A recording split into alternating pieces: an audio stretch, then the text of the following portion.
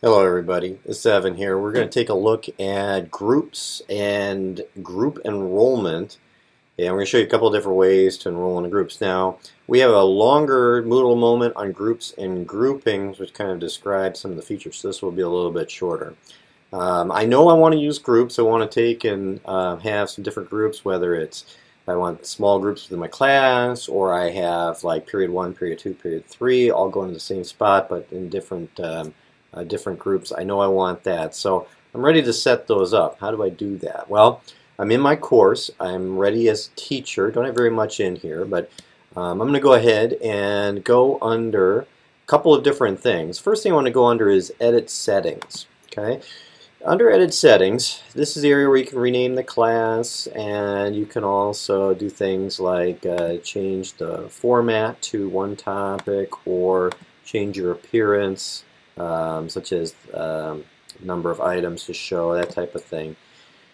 One thing you might not have realized if you haven't used groups before is you have to turn groups on here. Okay? So when you come in here, right now it says no groups. That's the group mode, it's no groups. So I want to change that. I want to make it either separate or visible. Now, separate groups means that the groups cannot see who's in other groups and the work of other groups. Visible means they could, but they can only participate in their own group.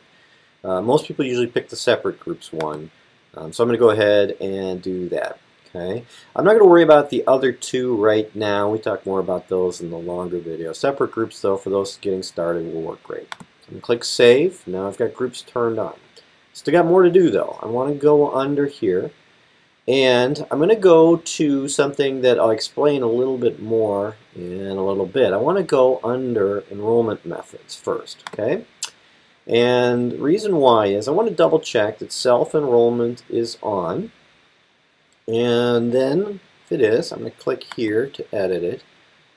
Under my self-enrollment, there's an option here that says Use Group Enrollment Keys. Okay, now I'm going to turn that on right now, and I'm going to talk about why in a little bit. Go ahead and click Save. And if you're not sure about self-enrollment or manual enrollment, these different enrollment types, there's another Moodle moment out on our channel that you can look at that really goes through those in depth. All right. Now I'm ready to go create my groups. So to do that, again, I have to be a teacher in the class. All these things I've shown, I have to be a teacher in the class. I go under Users, and then instead of Enrollment Methods, I'm going to click on Groups here. Okay. Now right now, this page would say which groups are available. And for more details on how to create these, as well as create groupings, which you can see the tab for that, again, check out our other Moodle moment. But I'm going to go ahead and I'm going to create a couple groups really quick. Right here it says enrollment key, so I'm going to go ahead and put in an enrollment key. See, I put in group 1. That's different than my class enrollment key, which is practice for this one. Okay, save changes. And I'm going to go in and make another one.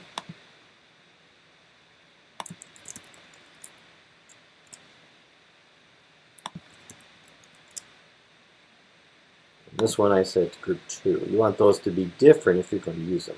You don't need to use enrollment keys, but I'll show you why, and it's a pretty slick feature. Okay, so now I've got two groups. There's two different ways to put people into groups. One is manually, which means the teacher's going to do it themselves, and the second one is the students can self-enroll in groups, but only in one place. Okay, so I'm going to have one of my students go in and I'm going to manually put them in. So I do that. I'm going to have them go in group 1. And there's my student. And I'm going to go ahead and add them in. And voila. Now, I could do this as well. See, if I click back on groups, you note now it says I've got one student in, and it lists them over on the right. I could put that person in multiple groups so they could actually participate in more than one if I'd like. Be sure you know what you're doing if you're doing that, because a lot of times that's not really what teachers want. They want to just keep them in separate groups. All right, now I've got another student that's not in the class yet, and they're going to be coming in. I'm going to have them self-enroll. Okay. I'm not going to have them manually enroll. In other words, I'm not going to put them in the class myself. This only works if you self-enroll. All right, now I'm going to go ahead and I'm going to log in as that student. I've actually already done that. And now what I want to do is go into that course. This is the first time I've gone into that course. I'll click there. If you're familiar with this, this is usually where I put in the class enrollment key. But now instead of doing that, I'm going to put in my group enrollment key. And I want it, let's say I told the student, you're going to be in group 2. So your enrollment key is going to be group 2, like I set up. I click enroll me, and you get into the class. It works as a class enrollment key, but here's the deal. If I go back to my teacher side, and I go and look at my groups, now look, group 2, that new student has logged in and they're a part of that group. That's how group self-enrollment works. It only works there. Once they're enrolled in the course, they cannot self-enroll through this method. We do have another feature called group choice, which I'll show in a different Moodle moment. It's a little bit of an advanced feature that allows students to pick groups. But this is the one place where you would have to do that. So when you're setting up a class, if you want students in separate groups and you use the self-enrollment for students, in other words, you give them the class enrollment key and then they log in, this is the easiest way to do it. Instead of giving them the enrollment key for the whole class, give them one for the group that you want them to be in, and then they'll enroll themselves in the group. You don't have to do it. If you were, let's say we do this. Let's take this student, Abraham Lincoln, and we'll move them. So we'll move them here. Okay, and then if so now Abraham Lincoln's enrolled in the course already, not enrolled in the group. If I go in as Abraham Lincoln, logged in as him, go to the course, note it doesn't ask me to enroll into the group. It's in, and right now, if I go back here and I look at our groups, Abraham Lincoln's not enrolled in any groups. If they're already in the course, enrolled in the course, you have to manually then enroll them into it. And that's one of the issues then, is if you have assignments that can only be accessed by a group, at this point in time, Abraham Lincoln cannot access any of those resources. They're basically, when they try to, it'll tell them that it's not available. So the groups, that's how to set them up, and that's how to set up group enrollment, which is a nice feature.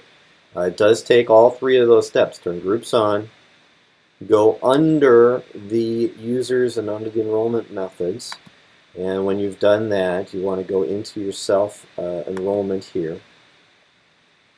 And then once you've done that, you not only want to have your enrollment key like normally, but you want to turn on the group enrollment.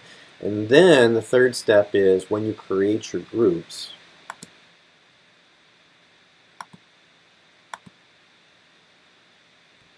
to add in this enrollment key right here. If you're not using group enrollment, no need to put that in.